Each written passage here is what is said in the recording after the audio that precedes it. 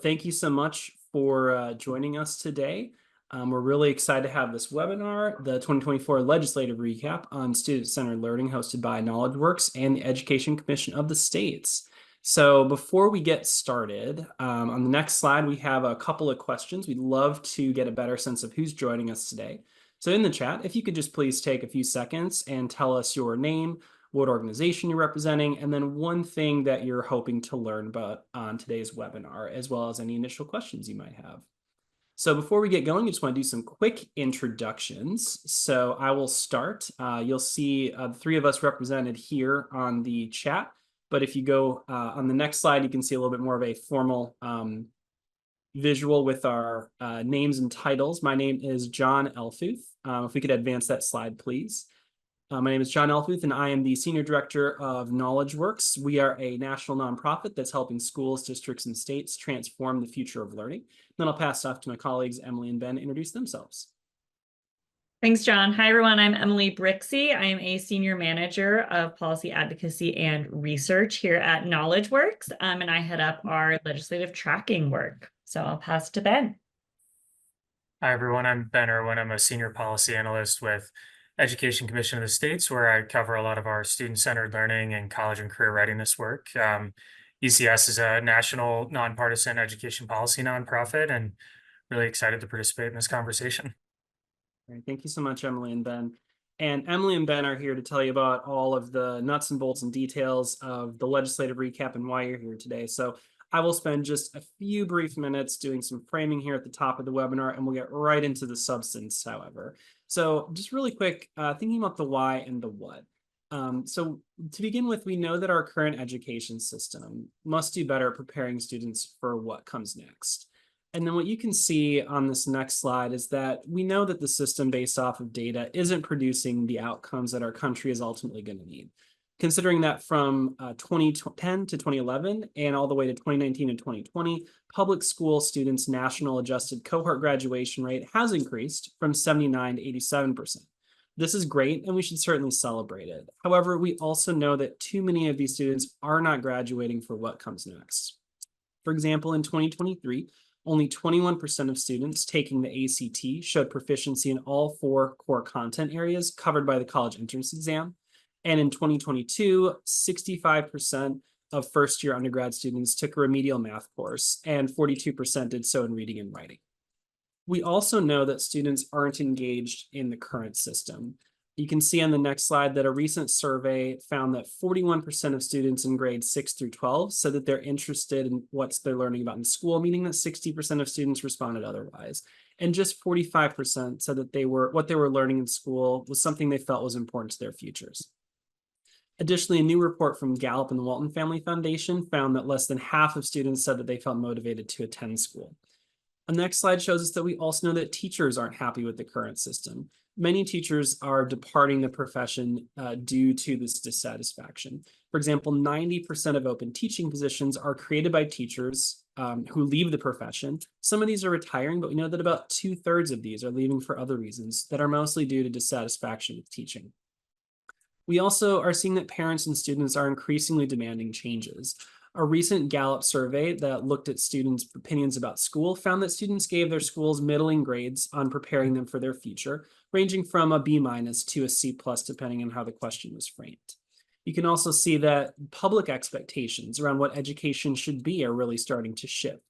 On the next slide, you'll see a survey by American Compass that found that parents and students both want schools to better prepare learners with the skills to build decent lives in their communities, and also that parents and students want to see real-world skill building and personalization more prominently featured in schools. A separate survey by ExcelinEd found that around 1/3 of young adults said that they are not very satisfied with how schools are currently doing this, which is also true for about 1 in 5 parents of high schoolers. And then last but not least on these data points, this is something that's crucial to democracy overall, and voters are recognizing this, that personalization is even more important than ever. Moving forward on the slides, a National School Board Action Center survey found that 3 out of 4 voters thought that a lack of personalization in schools is a problem. If we can advance the slide, please. You can also see that the same survey found that voters said that not teaching real world skills is also a big problem. Over half of those surveyed identified it as a very big problem, with 45% saying it is an extremely important thing to address. So that's setting the stage. So what does this mean for our education system? Well, one way that states have been working to transform their K-12 education systems is through what we at KnowledgeWorks call personalized competency-based education. This often goes by many names, such as mastery-based learning, student-centered learning, which is, of course, the title of today's webinar. At its core, all of these approaches are about a couple of things. One, creating engaging learning experiences that are customized to each student's strengths, needs, and interests, and then creating the flexibility or flexible pathways, differentiated supports, and multiple means to demonstrate skill development. You can see here the 7 components from a field created definition of personalized competency-based learning are things that all of these different names for similar concepts tend to embody. So last but not least, before we jump into the webinar, we just want to give you a sense of what are the different policy conditions that we at KnowledgeWorks, and I think Ben will talk about ECS's framework, have been tracking to try to keep tabs on how are states developing this work. So if we can advance the slide, please. The state policy conditions, we recognize that these are very important to creating the conditions for schools and districts to innovate. At KnowledgeWorks, we've established a 12-part state policy framework, which we're going to be updating over the next year. And if you advance the slide, you can see the 12 conditions here in 4 key strategy areas.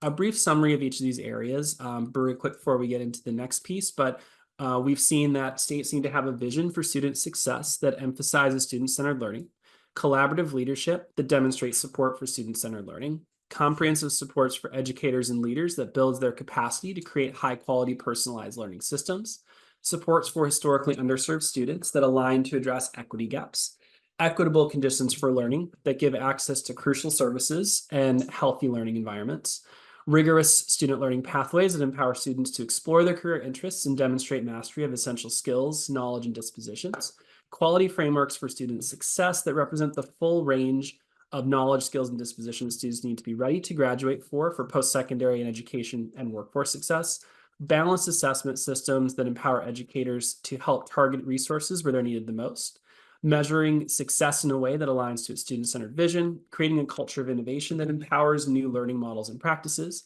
funding that's responsive and flexible to community needs, and continuous school improvement structures. If you're interested in digging more into any of these policies, we have our entire state policy framework is available at the link that I just dropped in the chat.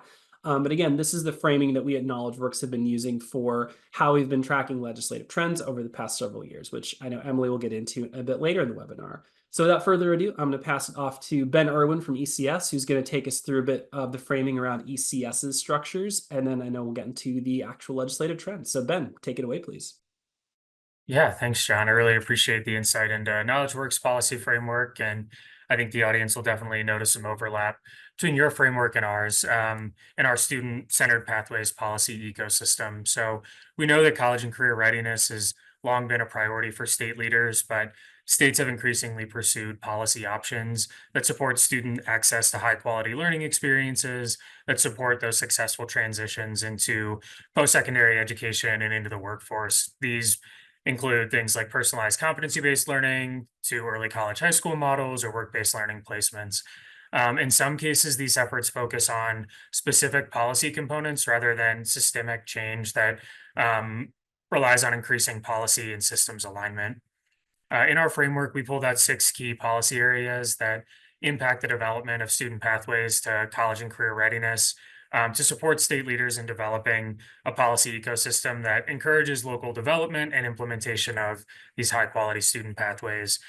These policy areas include creating a shared vision through a profile of a graduate or a strategic plan, updating graduation and seat time requirement policies to give students credit for diverse learning experiences, offering a wide variety of high quality learning opportunities like early post secondary opportunities, CTE course sequences, work based learning placements, project based learning, among others. Aligning accountability metrics to incentivize student centered learning opportunities, offering technical assistance and guidance to increase district capacity, and targeting funds to increase student access. So when states are really intentional about leverage or aligning each one of these areas, we see that they can really develop and increase access to some of these high quality learning opportunities that support student success.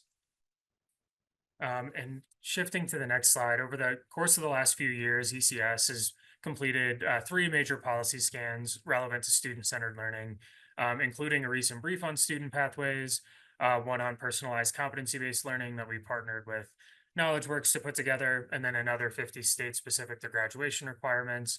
And in our research, we've identified 19 states that have developed graduate profiles to really create that shared vision, and 12 states that have established state level competencies. So each of these approaches really help with the development of that broader vision that can lay the groundwork for meaningful student centered approaches.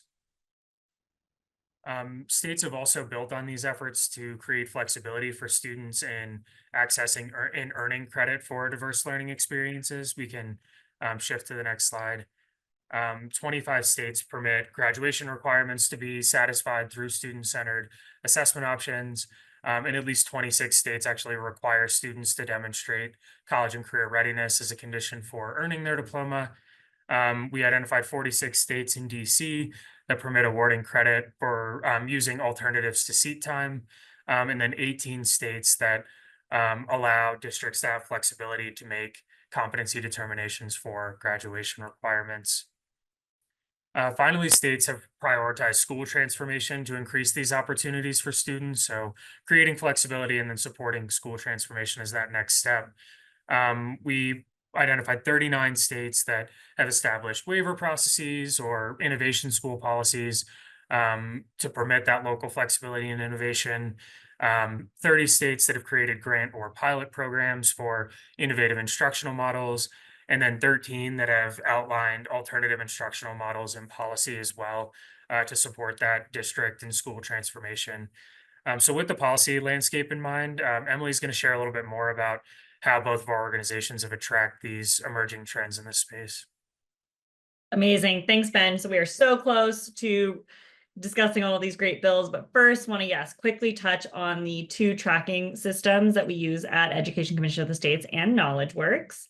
So both organizations have bill tracking systems that scan legislation across all 50 states and the District of Columbia. And both systems also leverage search strings and legislative tracking tools to help narrow the field of bills that then enables us to tag relevant bills to the appropriate areas to kind of keep our data organized. So if you want to check out both of our trackers, I'm sure many of you are already familiar, but here is the ECS tracker. And here is the KnowledgeWorks tracker. So the KnowledgeWorks education policy tracking system specifically addresses the needs of the student-centered learning community, showing the most novel pending and enacted legislation across states that would support student-centered learning. While the Education Commission of the States tracker includes many different areas and includes those related to student-centered learning among a vast array of other education policies. So in some policy areas, our tracking system at KnowledgeWorks casts a wider net than Education Commission of the States' system. And in other policy areas, we cast a narrower net, more focused on student-centered learning tools. So on the next slide, I have a quick visual example for you of sort of what that looks like. So first, we examine assessments a little bit differently. Education Commission of the States tracks almost everything related to education assessments, while at KnowledgeWorks, and we think across the student-centered learning community more generally, we're really interested in a smaller subset of assessment policies that include changes to support more comprehensive or balanced student assessment models. And I think another great example of where our tracking systems differ is across our finance tag. And mostly what's interesting is that we track a lot of the same bills, but KnowledgeWorks really focuses our finance bill tags on those that specifically support personalized competency-based learning through changes to both the funding formula as well as general appropriations for them. So there are a good number of bills being tracked by both of our organizations, but why we track them and how we summarize them take on different shapes. And so our two organizations meet on a fairly regular basis during the legislative session to talk about the bills we're seeing and cross-check our tagging. And then sometimes we do a webinar together. So for our conversation today, KnowledgeWorks has tracked student-centered learning bills for the last 3 years. In 2022, we tracked 239 bills that would support student-centered learning, 204 bills in 2023, and 235 bills in 2024, so this session. And overall, we've seen just a really sustained interest at the legislative level around personalized and competency-based approaches to education. So for today's webinar, Ben and I wanted to highlight some areas of student-centered learning policy where we saw especially interesting or innovative approaches. And this includes bills related to equity, culture of innovation, learning pathways, graduation requirements, funding, as well as a few bills that caught our eyes but didn't quite pass this year. I personally always love highlighting those bills. And also just to sort of like set the field for what we saw overall, this year we saw a really large number of bills related to student learning pathways specifically. And when we talk about student learning pathways, we mean the way that students move through their educational experiences to master knowledge, skills, and dispositions. And so many of the bills that we're going to talk about today are related to student learning pathways, even if they cover an additional topic like equity. So be listening for that. And which, speaking of, Ben is going to kick us off with some interesting bills that states enacted to support educational equity. Yeah, thanks, Emily. So as state leaders work to advance student-centered policies, some are considering ways to ensure they afford opportunities to students who have been underserved by our existing education systems historically. State leaders have prioritized access to high quality instruction and learning opportunities for these students to support positive long-term educational outcomes. So, for example, in Minnesota, they established a task force on English learner programs to analyze how public schools use revenue to serve English learners and make recommendations to more efficiently and effectively target resources and support instruction, high quality instruction. We know English learners were most impacted by interrupted instruction, making the work of this task force especially timely.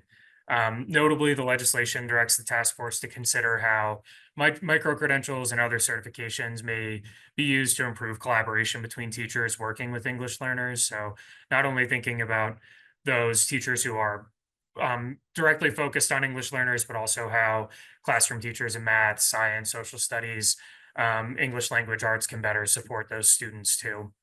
Task force membership includes state agency representatives and members representing local school boards, superintendents, teachers, instructional leaders, parents, and community organizations. So they're really being intentional about making sure they have a diverse group of representatives at the table to have meaningful conversations about how to serve these students.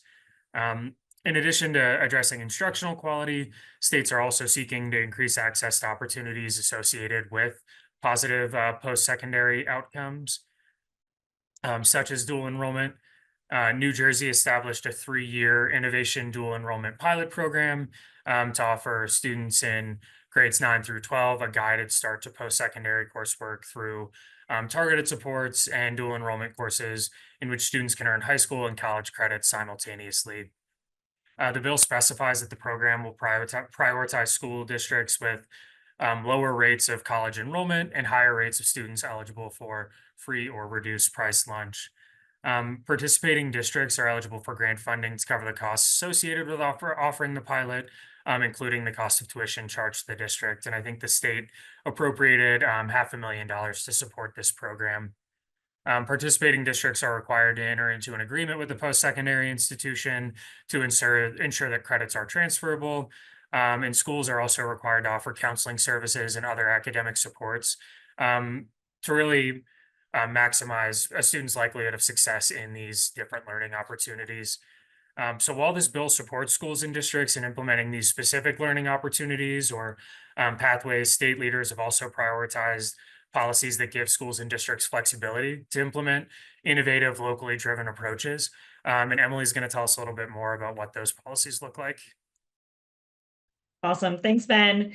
So policies that permit and encourage a culture of innovation are often at the top of student-centered learning legislative trends because, as we all know, these are critical policies to support student-centered learning.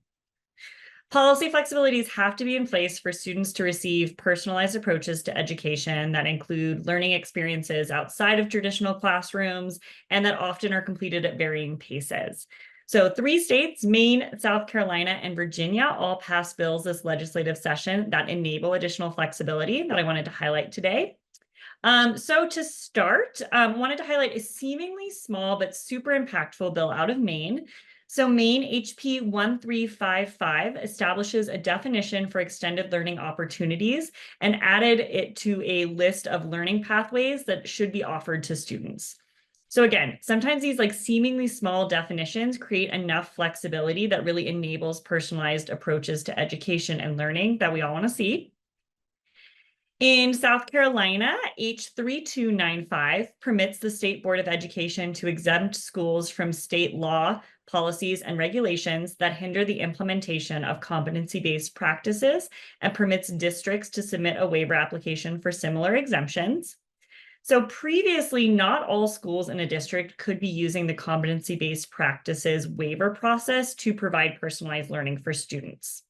And in addition to allowing this, the bill also provides definitions for competency-based education practices that align to their profile of a graduate, as well as definitions for instructional day and hours of instruction that incorporate off-campus educational opportunities and experiential learning, thus enabling student-centered learning activities to count towards instructional time requirements. So if this bill sounds familiar to you, it's probably because it's been a long time coming. South Carolina has been trying to pass a bill with these components for several years, and they were ultimately able to pass something temporary to allow temporary provisions to allow school districts the full use of the competency-based education waiver through a budget proviso in 2022. But the passage of H 3295 allows the states to continue this work that they were doing through the budget proviso while also codifying competency-based education practices in statutory definitions. So very exciting there. And in Virginia, HB 1477 does a lot of interesting things to support student-centered learning in the state. Related specifically to promoting a culture of innovation, it requires the Board of Education to provide local school boards maximum flexibility to waive existing instructional clock hour requirements by developing alternative instructional time models. It also directs the board to provide flexibility for school boards to develop programs that provide for acceleration, remediation, work-based learning, dual enrollment options, and multiple pathways to graduation that permit students to demonstrate competency at differing rates. So as you can tell from these bill examples, instructional time requirements and definitions are crucial levers to allowing schools and districts to implement student-centered learning practices, as the most impactful educational experiences don't always occur in traditional classrooms, right? So the other thing that HB 1477 does is that it requires the board to examine graduation requirements and local alternative paths to standard units of credit, including examining waiver pathway options to allow students time within the school day to complete work-based learning opportunities, content that provides technical knowledge, skills, and competency-based applied learning, and other instructional time models adopted to meet instructional hour requirements through a variety of learning modalities. It looks like the Virginia Board of Education has to make these updates by December 2024, so stay tuned for those. It looks like they started chatting about this in their July meeting, but minutes weren't posted yet. So keep an eye out. And just like as the Virginia bill demonstrates, there's often a really strong correlation and connection between culture of innovation practices and pathways. As certain pathway options require that flexibility, right? So Ben, I'm going to pass it back to you to highlight some of the innovative approaches we saw to pathways this year. Yeah, thanks, Emily. I think as we've demonstrated, pathways have really been a driving force behind state legislative action, and we're probably only going to use the word like another 150 times in the webinar. But while states continue to prioritize college readiness, policymakers are really placing a special emphasis on increasing access to career-connected learning experiences as well.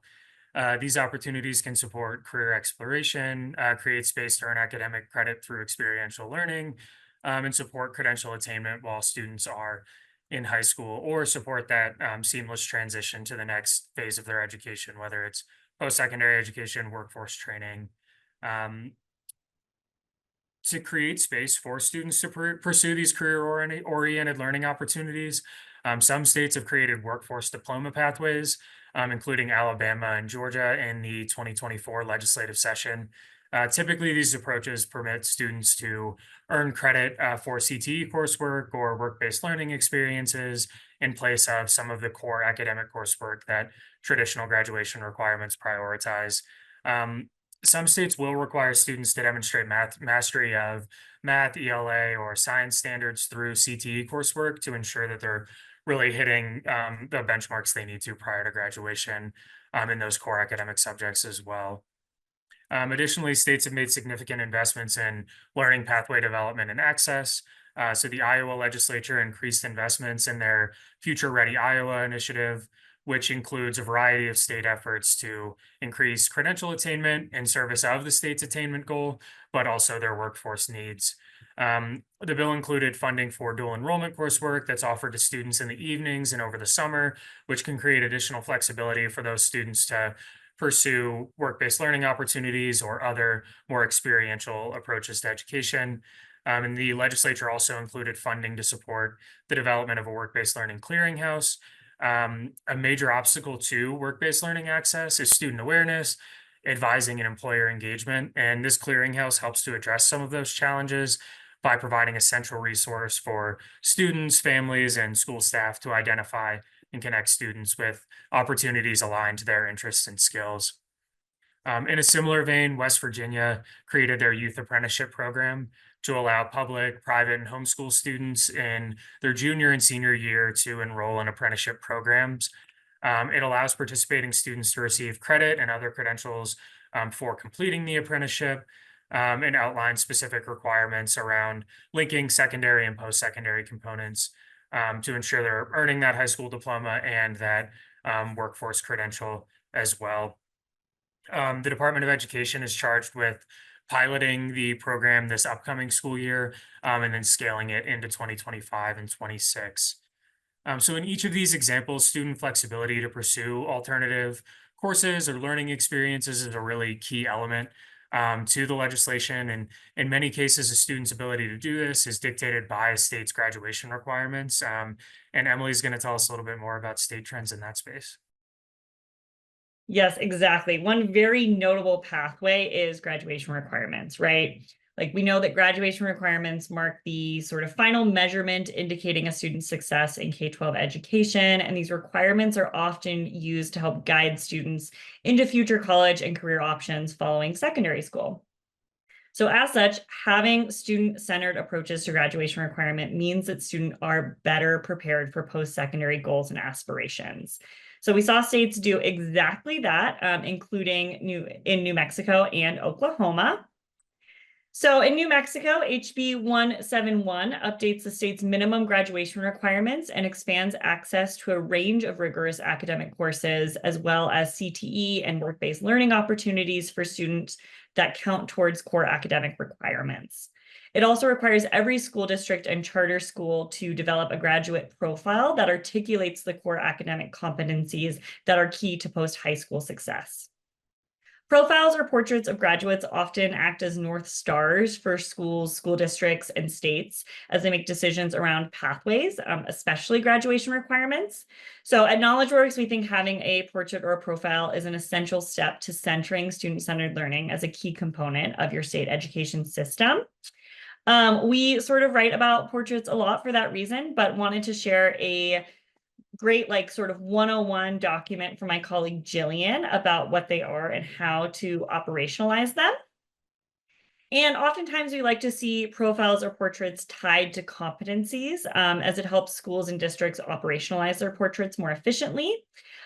So real quick, if you want to learn more about competencies, I'm also going to share a link from KnowledgeWorks about competencies, which speaking of competencies, let's talk about Oklahoma. So Oklahoma HB 3278 modifies graduation requirements to include 6 pathway units or sets of competencies across disciplines that will help students develop transferable skills and a more personal academic experience. Competencies are to be set around individual and career plan goals, including options through internships or apprenticeship programs, career and technical education courses, concurrent enrollment courses, and more. And Oklahoma already had the option for students to achieve various graduation requirements through units or competencies, but this change specifically ties that to career development component, which we think is really important for student success. So, and of course, we couldn't get away with doing a webinar without discussing one of my favorite topics, funding. So Ben, I'm going to pass it to you for that. Yeah, absolutely. So states really continue to explore opportunities to improve their funding systems and target investments to better meet the needs of students. And this really does require a sound understanding of challenges in existing systems and the actual costs of providing services and different learning opportunities. So, in an effort to build this understanding, both Colorado and Utah enacted legislation to study their existing funding streams. In Colorado, the legislature directed their state education agency to commission a financial study analyzing the costs of the state and school districts for providing opportunities for students to earn college credit, industry recognized credentials, and provide those work-based learning experiences. In addition to identifying potential cost savings, the study is really looking at how to address or how to consolidate existing programs to better serve students, to make sure you're not duplicating efforts and that you're really aligning funding streams to maximize their efficacy and their impact on student learning outcomes. So this study can really help lay the groundwork for that better alignment across these different education levels and agencies who have a stake in a student's education and transition into post-secondary ed in a way that can really smooth out those transitions for students who are the ones who have to navigate them on the ground. In Utah, the legislature directed the State Board of Education to study funding structures and access barriers related to their concurrent enrollment options in the statewide online education program to ensure that students are really able to reap the benefits of remote opportunities to earn post-secondary credit. So that's an opportunity to increase access, and they want to make sure that students are able to take advantage of it in a really meaningful way. Understanding the impact of funding on student access is an important first step for leaders, but updating funding systems more broadly can ensure that schools have the resources they need to meet the needs of their learning community.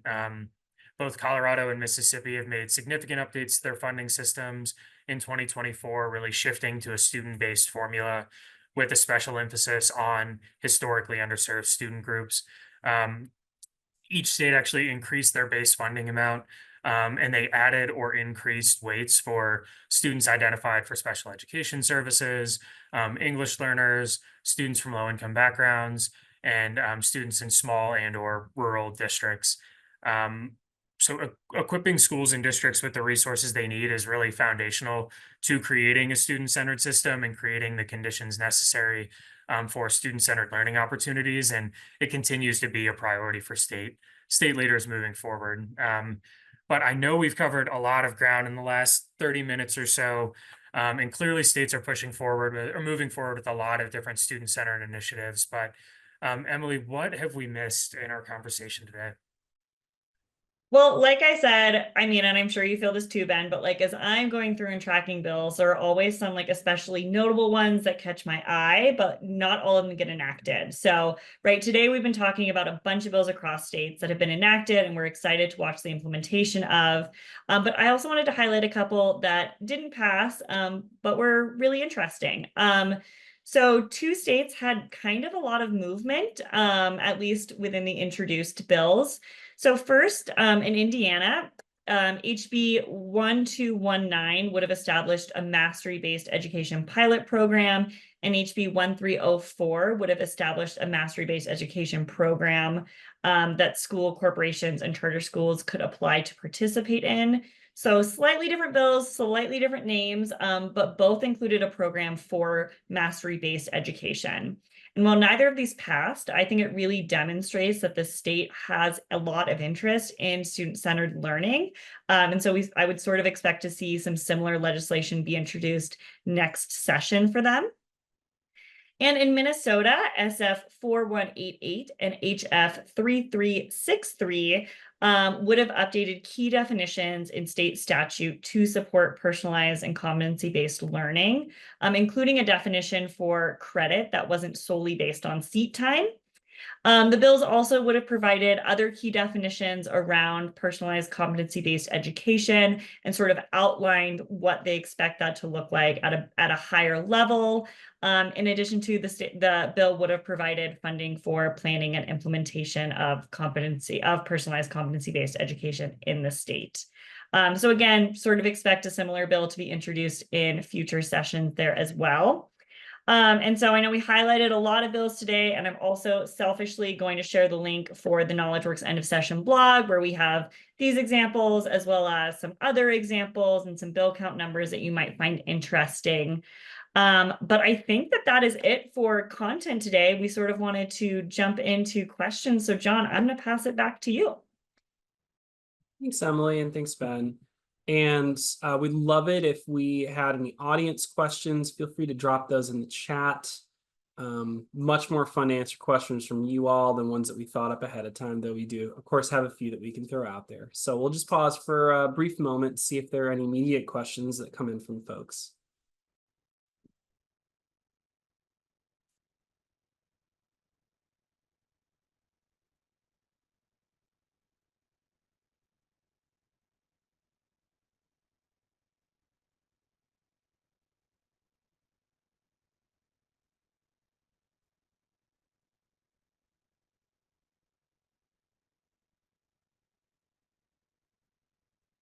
So we have our first question from Walker.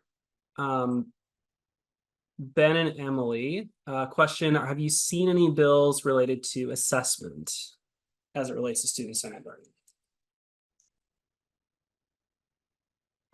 Yeah, I can sort of kick us off. So that is an area I think where we've actually seen slightly less movement this legislative session than in previous years. I think we saw a lot be introduced that were kind of interesting. But I think a lot of the assessment movement is happening outside of the legislative arena these days. Like Montana is really coming to mind to me, and the work that they're doing through the department. I don't know, John or Ben, if you have additional examples or you want to speak to Montana. I know you both have done a little bit more work there. Ben, I'll let you go first. Yeah, not necessarily to speak to Montana. I think in our assessment tracking, we have seen less of that movement. And to your point, a lot of it is happening outside of state policy or state legislation, whether it's through federal CGSA grants or things of that sort. So I think states are doing a lot of innovative work on assessments. It's not necessarily driven by the legislature. Over the past couple of years, we have seen the legislature direct their SEAs to study their state assessment system or update it to potentially include like a through-year component, which I think we saw in Florida. But yeah, in terms of that legislative piece, not nearly as much movement, but states are definitely thinking about the topic. And just responding to a couple, at least one related question in the chat. Catherine had asked about CGSA and IADA continuing, just for folks, so we're not talking in alphabet soup. CGSA and IADA confer to the federal government's competitive grants for state assessment and the Innovative Assessment Demonstration Authority, which are oversimplified, a couple of different opportunities that the federal government offers for, in the case of IADA, to get a waiver to try new and innovative things in assessments, and in the case of CGSA, to get grants to pilot new assessments. Again, there's a whole lot more detail that goes on with each of those programs, but I think in terms of continuing for the foreseeable future, it's part of ESSA, so we would anticipate those continuing. And if ESSA reauthorization conversations come up, that would certainly be something that I know we personally would be really wanting to make sure that those programs continue, and we look at opportunities for improvement over time. But no indication that those would be going away anytime soon, at least from us. Yeah, I think Ben, did you want to add anything there? CGSA. Oh, I'm sorry, John. I No, go think ahead. CGSA awards are expected to come out here soon from the department, so the next round of awards. So we'll be keeping an eye on those to see what sort of work states have proposed and are pursuing with that federal funding. But yeah, to John's point, haven't necessarily seen the same type of connection between the two from state. And this is a really interesting question. It's related to one that I had from, and I'm sorry for Clint, if I'm saying that correctly, but overall, do you guys see growing momentum across states, the legislative level for this work? Or maybe put another way, how is this year proportional to other years where we've been tracking legislation, either at ECS or KnowledgeWorks? I'm happy to start. Like I sort of mentioned, overall, we've seen around the same number of bills be introduced, like 240, 250 kind of area. Last year, we actually saw the largest number of bills be enacted over the last 3 sessions since KnowledgeWorks started tracking. I think we saw at least 52 total be enacted. Um, I think that this year, one really interesting trend that we noticed in terms of like raw number bill collection information is that we saw more states introduce bills related to personalized and competency-based learning. And we also saw like a larger number of states enact bills related to that. So I think the spread across the country has increased this year, which is really interesting. Yeah, I think that's a good point. And one thing that we've talked about in the past and noticed at this legislative session is um, a lot of states have already established the policy conditions they need to support innovative or for districts to pursue innovative approaches and develop these student pathways. So I think the emphasis has kind of shifted from laying that policy groundwork to then trying to be very intentional about supporting implementation, increasing access to high quality learning opportunities, targeting investments, things like that. So it's kind of a shift in terms of the focus of the legislation from creating the policy framework to actually supporting schools and districts and taking advantage of those flexibilities. And I know KnowledgeWorks has done a lot of work with states around like creating innovation guides to provide that extra layer of support as well.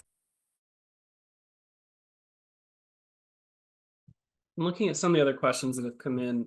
Not to dismiss any particular question, there are a few that might be slightly outside the scope of the legislative piece. So I'm just trying to prioritize some of the ones that I think our experts here, Ben and Emily, might be best equipped to speak to. For example, one of the questions that came in was, has there been much work with the National Governors Association? Ben, I know ECS, you occasionally work with them, but that's not necessarily something we could comment as much on. But one that was interesting that came up, I think, and I know we haven't tracked this, or at least I know we don't, Ben, you guys might, but in the bills that you were tracking, Mark asked, is AI being brought up regarding personalized learning? So I'd just be curious, did you see any indications of artificial intelligence in any ways in any of these categories popping up in legislative language? Yeah, that's a great question. I haven't seen it as much in terms of student-centered pathways. I think, from my understanding, states are kind of trying to wrap their arm or head around or their arms around like how they're going to regulate AI more generally, potentially in the school setting. But I haven't necessarily seen explicit legislative language about leveraging AI to support pathway development.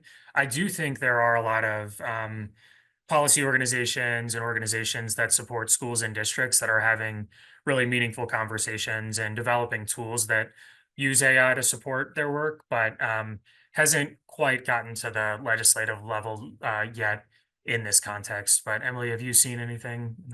No, Ben, I was just gonna double down. So same thing that you're mentioning, haven't seen a lot of that direct connection, right? Oftentimes there's a bit of a delay of like what's going on like in the classroom, what are like urgent needs and sort of like what we're seeing at the legislative level as like again states start to wrap their head around.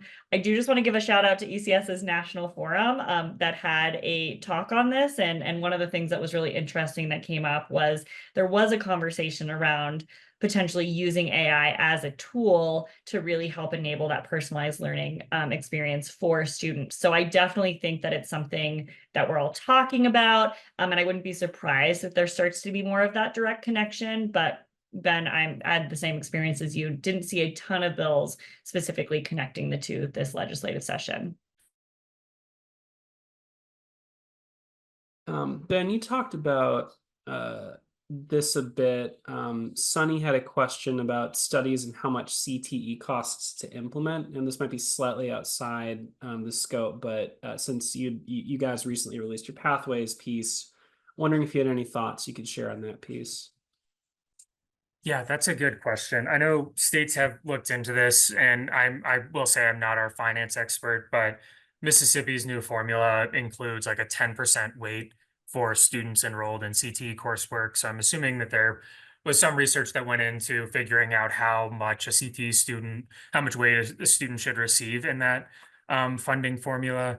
I know the cost will vary from district to district based on what sort of, or program to program based on what sort of equipment is needed, if there are transportation costs, if they have instructors in place, or if they're trying to bring folks in from industry. So I don't have a satisfactory answer to that question beyond, I know in Mississippi's formula, it's a 10% weight.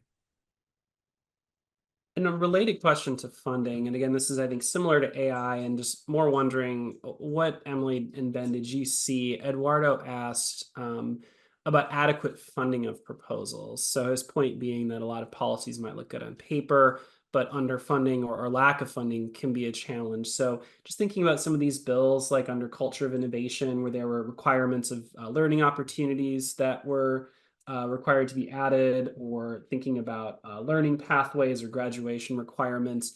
When you both are generally looking at these bills, anything that you've noticed in terms of bigger overall trends in terms of whether there's typically funding attached to any of these requirements? Are these more things that are just articulated in statute independent of funding? Anything that you'd be able to share there in response to that question?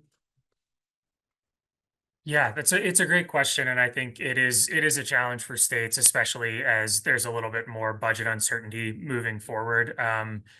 We have tracked efforts around, I think New Jersey's dual enrollment pilot program includes a $500,000 investment. I think in Iowa, their investment in dual enrollment coursework over the summer in the evenings, and their work-based learning clearinghouse came with funding as well. So I think states are trying to fund these initiatives to ensure students have access. I also think they're thinking about costs pretty intentionally as well, where in New Jersey, they limit the cost to the sending school district for that dual enrollment program to $100, so that it is a more manageable amount to support student access. So I do think that's a big component. I think in terms of those specific learning opportunities, states are appropriating funding. They're trying to leverage existing funds. So in West Virginia, with their apprenticeship program, they require apprenticeships to be approved by the Department of Labor, which opens up different state and federal funding streams. But I think that's always going to be a challenge in these conversations, is what dollar amount is enough to really move the needle in increasing student access, that states continue to grapple with. But Emily, wondering if you have other thoughts on that. Yeah, I'll just add on a little bit. I think that, right, a lot of the movement that we see every year is in that sort of like culture of innovation area that we look at for KnowledgeWorks, which is really about like providing additional flexibilities. And I feel like a lot of the bills that we highlighted this year were really about those flexibilities themselves, which often aren't associated with like programmatic financial supports. But like, just want to highlight that when we provide those flexibilities, having an accompanying like planning grant can be really helpful. So, right, like that was one of the things that made the Minnesota bills that we talked about today so interesting and cool, was that they had funds provided to support the implementation and planning of these student-centered learning practices. We'll also highlight that Utah has planning grants for personalized competency-based learning work, which is really great. So as states are starting to sort of build out this area and provide flexibility, I think when they're able to provide that additional funding, it can be really, really beneficial. It's really helpful. Thanks for the insight, guys. So here's Roman submitted a detailed, nuanced question about the tracking that I think you both might be have some fun digging into. So he asked in the legislative session recap article, I think this is Emily directed directly towards you, but Ben, you probably have some additional thoughts here too. Do the number of bills by state relate to the level of activity? He gave, for example, some states have a maybe single comprehensive bill versus another state might have a number of smaller bills that are split up into separate bills. So how are some of those different pieces captured in how we do some of this tracking for each of the systems that ECS and KnowledgeWorks runs? Yeah, and I'm happy to kick us off. Roman, I think that's a really excellent point, right? Like how we count really matters. And so to your point, yes, like the tracking numbers that we provide at KnowledgeWorks are just like they're absolute. And we're just showing, again, to your point, like there are states that are producing smaller multiple bills related to PCBL or personalized competency-based learning, while other states are doing like larger bills approaching this. So that's absolutely like a number count issue, but the way that we kind of try and solve that, right, is in our tracking system, we're highlighting bills that we come across sort of regardless of size that are innovative and interesting. So I sort of think the bill that I highlighted today from Maine is a pretty good example of that. Like that was a teeny tiny bill that like had a pretty big impact, but we also see more overhaul bills like the bills out of Minnesota that are larger. So yeah, absolutely an imperfect element, but the overall count can be helpful just to see sort of like what we're seeing overall, especially as we look over from year to year. And I think Ben probably has a similar experience over at ECS.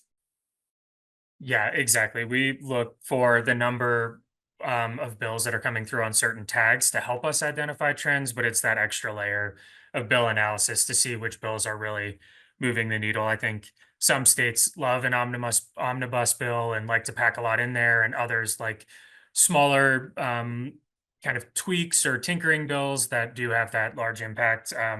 I wish they would decide on one approach because it would make our life a lot easier, but yeah, that is a really good point. And that number is just helping us identify broad trends so that we can really um, drill down a little bit more in our own analysis. And I'll just say, like, so for better or for worse, like, right, we are pretty much always, and this happened for those of you who don't know, I also used to work at Education Commission of the States. We pretty much always see like some sort of funding be pretty high trending every year, in part because of course funding is really, really important. It's sort of a unnecessary but like insufficient tool for doing education policy work, right? But I think because every single state passes at least one funding bill, that's like always going to be a hot topic. So we sort of consider that when we're thinking through the bills that we want to highlight for a legislative webinar like this. Part of the reason we didn't highlight absolute numbers for the areas that we talked about today was because we did sort of want to make sure that we were highlighting things not just based on numbers, but also based off of like where there was that sort of interesting momentum. Thanks, Ben and Emily. It's really helpful for that context.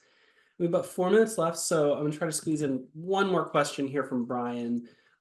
Brian was wondering if you had any thoughts on why perhaps we're seeing more traction in some areas than others. And he gave his examples, student learning pathways and responsive funding systems versus other policy trends that maybe aren't seeing as much activity. So again, don't have to speculate too much, but curious if either of you have any thoughts on any of those trends. I think from a pathways perspective, coming out of the pandemic, I think there's a real momentum around innovative approaches to education that are more student centered, that do account for different student needs, that support differentiated pacing and a wide array of learning opportunities, recognizing that traditional systems haven't always served students effectively. So I think that's where some of the pathways pushes come from. I also think closer connections between education and work has been a hot topic for a number of years now, and legislatures are really thinking intentionally about how to better align systems to not only support student success and student attainment and successful transitions where we might have lost students in the past, but they're also thinking about like how are they aligning their education system with their workforce system to make sure they're simpatico and working together as well. And I think in terms of responsive funding systems, states are thinking a lot about their path forward as federal funding expires. They're wanting to update their funding systems to better meet the needs of students, because I think over the years, funding has increasingly become a point of contention in a lot of states. And after years of incremental changes, states have made some of these bigger changes to their funding system to really um, bring them up to date. Because I think a lot of state funding systems haven't necessarily been updated for decades in some cases. In some cases, courts have told them they need to update their system. So it's very much state specific. But I think over the last few years, we've really seen states tackle the issue in a really meaningful way to create better, more equitable funding systems. But Emily, what are your thoughts on that?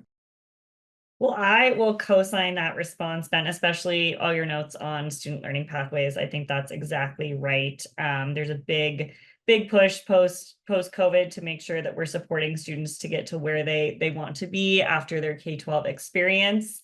To speak directly to things like balanced assessments and measuring success, right? Like those are areas where we're seeing, like we mentioned during the webinar, more movement outside of the legislative session. So part of it is just like, where is the locus of control? Where are these sort of windows of opportunity, as we would say it in like the policy realm, if you study policy theory.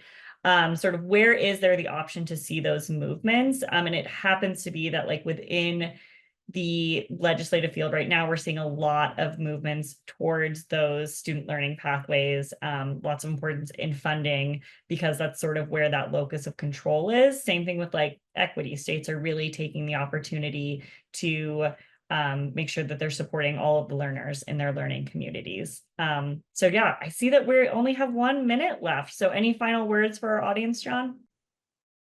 Just really quick, I know Roman dropped one last question. I'll do like a 10-second response. I would just say that looking at the map that we have, that the bills introduced don't always necessarily correspond to level of aggressiveness towards PCBL, but there is certainly at times a correlation. And some of that is because the legislative work can lag the work that it takes to get to that point. But that is and again, much larger question that we could unpack further. But hopefully that is a brief, if perhaps unsatisfactory answer, Roman.